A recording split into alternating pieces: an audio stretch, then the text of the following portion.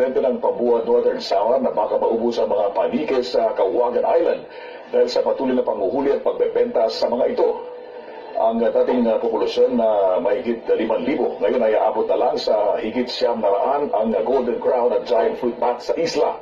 Aminado ang Sentro o Community Environment and Natural Resources Office ng Pambuan na hindi nila kayang protektahan ang mga paniki dahil kulang sila sa tauhan. Umaasang tanggapan na idideklara ng DENR ang Kawagan bilang critical habitat area ng mga paniki. Samantala sa Cebu City, nasabat sa bypass operation ng Drug Enforcement Group ang mahigit 3 milyong pisong halaga ng hinihinalang shabu. Arestado ang babae at lalaki na nakuhanan ng kalahating kilo ng iligal na droga. Ang operasyon ay bahagi pa ng ginagawang bypass operation sa syudad nitong Sabado, kung saan nasamsam ang mahigit 4 na milyong pisong hinihinalang shabu. Para sa iba pang mainit na balita, manatiling nakatutok sa DZMM at sa aming website, Twitter at Facebook. Ako po si Richard Enriquez.